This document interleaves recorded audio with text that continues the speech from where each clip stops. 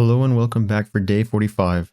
Today we will be reading from Leviticus 11 and 12, Psalms 45, and Matthew chapter 27, verses 1 through 26. Leviticus 11. And the Lord spake unto Moses and to Aaron, saying unto them, Speak unto the children of Israel, saying, These are the beasts which ye shall eat among all the beasts that are on the earth.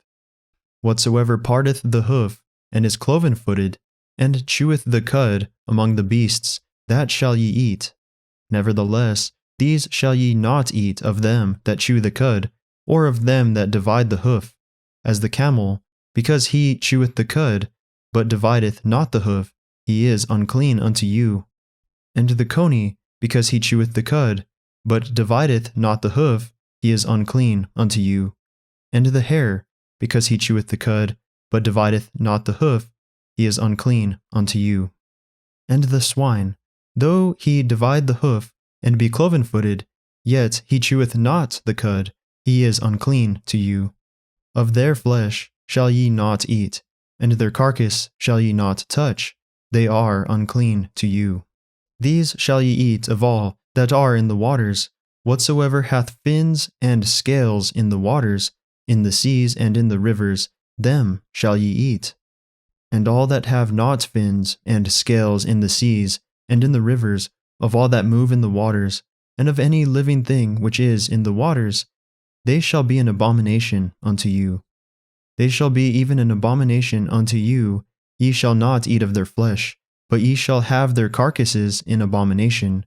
Whatsoever hath no fins nor scales in the waters, that shall be an abomination unto you. And these are they which ye shall have in abomination among the fowls. They shall not be eaten, they are an abomination, the eagle, and the ossifrage, and the osprey, and the vulture, and the kite after his kind, every raven after his kind, and the owl, and the night hawk, and the cuckoo, and the hawk after his kind, and the little owl, and the cormorant, and the great owl, and the swan, and the pelican, and the jeer eagle, and the stork, the heron after her kind, and the lapwing, and the bat, all fowls that creep, going upon all four, shall be an abomination unto you.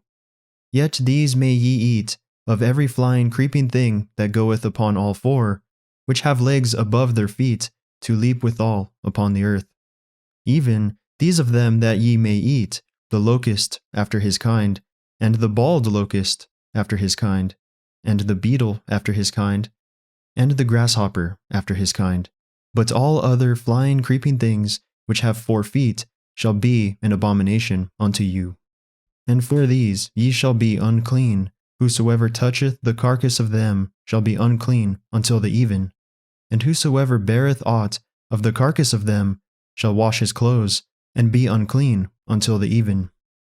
The carcasses of every beast which divideth the hoof, and is not cloven-footed, nor cheweth the cud, are unclean unto you. Every one that toucheth them shall be unclean.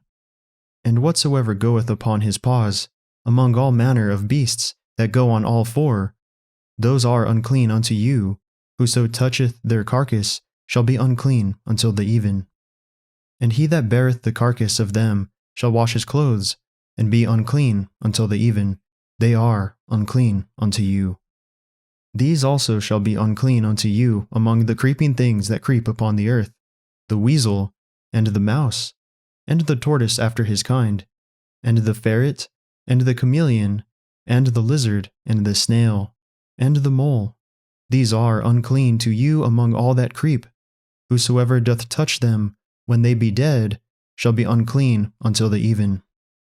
And upon whatsoever any of them, when they are dead, doth fall, it shall be unclean, whether it be any vessel of wood, or raiment, or skin, or sack, whatsoever vessel it be, wherein any work is done, it must be put into water, and it shall be unclean until the even.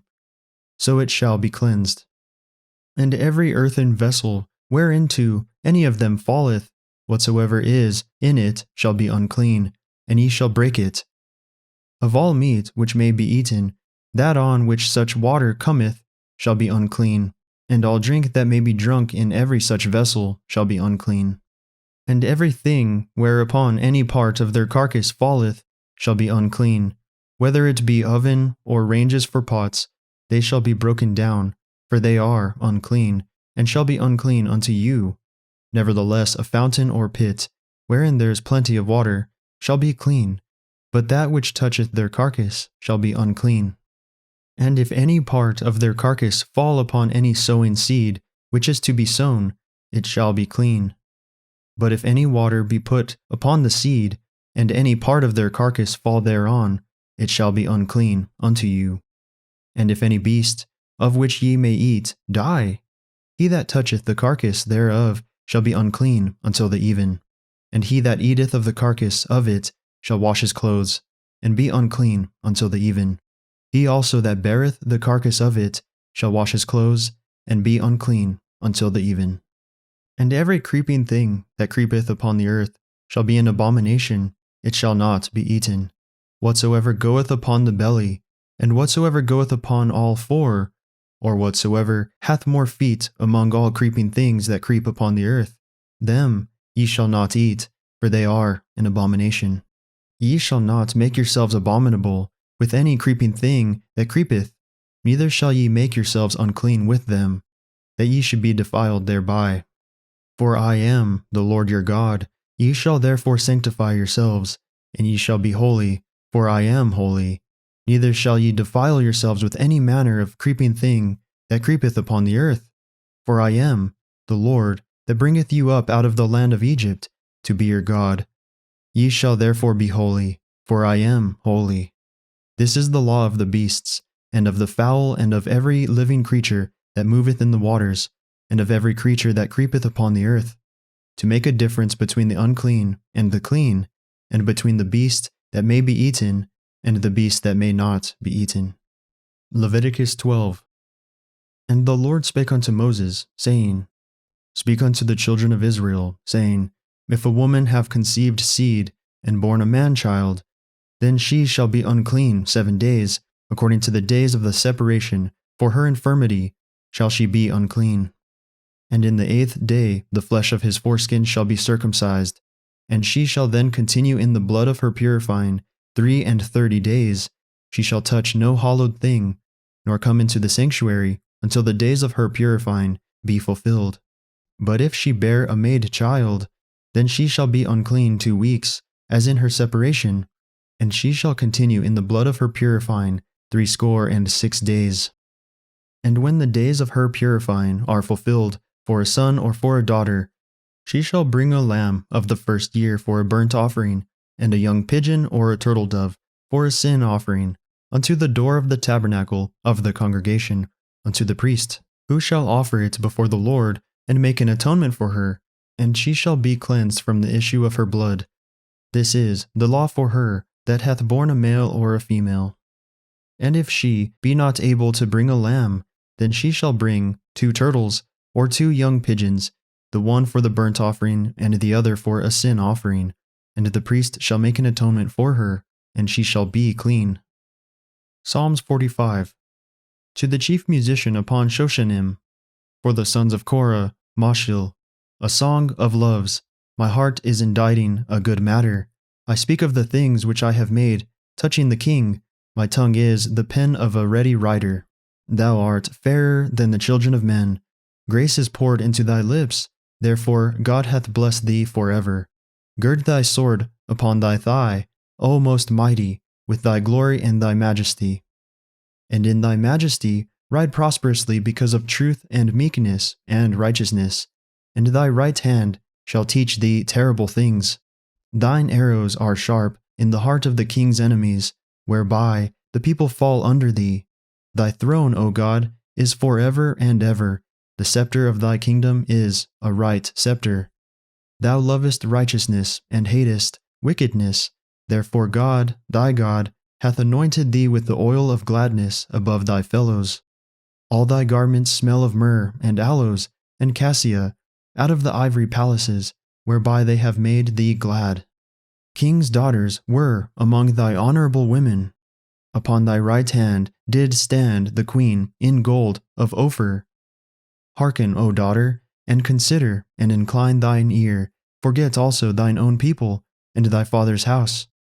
So shall the king greatly desire thy beauty, for he is thy Lord, and worship thou him. And the daughter of Tyre shall be there with a gift, even the rich among the people shall entreat thy favor. The king's daughter is all glorious within, her clothing is of wrought gold. She shall be brought unto the king in raiment of needlework. The virgins, her companions that follow her, shall be brought unto thee. With gladness and rejoicing shall they be brought. They shall enter into the king's palace. Instead of thy fathers shall be thy children, whom thou mayest make princes in all the earth. I will make thy name to be remembered in all generations. Therefore shall the people praise thee forever and ever. Matthew chapter 27, verses 1 through 26. When the morning was come, all the chief priests and elders of the people took counsel against Jesus to put him to death. And when they had bound him, they led him away, and delivered him to Pontius Pilate, the governor. Then Judas, which had betrayed him, when he saw that he was condemned, repented himself, and brought again the 30 pieces of silver to the chief priests and elders, saying, I have sinned in that I have betrayed the innocent blood. And they said, What is that to us? See thou to that. And he cast down the pieces of silver in the temple, and departed, and went and hanged himself. And the chief priests took the silver pieces, and said, It is not lawful for to put them into the treasury, because it is the price of blood. And they took counsel, and bought with them the potter's field, to bury strangers in.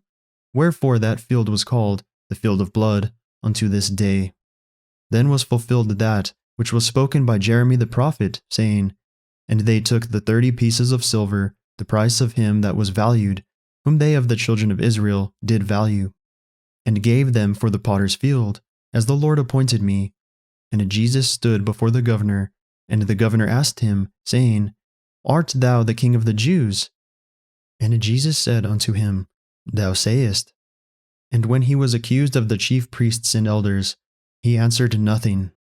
Then said Pilate unto him, Hearest thou not how many things they witness against thee?